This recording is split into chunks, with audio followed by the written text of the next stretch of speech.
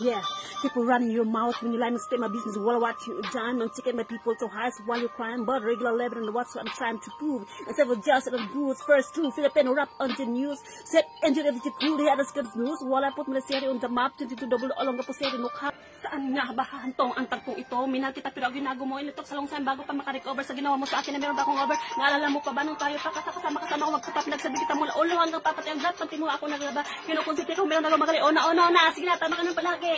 Mga inukos mo sa akin, hindi ko sinuway, mas sinusunuan kita kasi ako na lahat ng bagay binigay ko sa iyo. Nagsusunuran ako na parang aso pang may kausap ng iba ko. Hindi basta ba pang gay maga ka mo.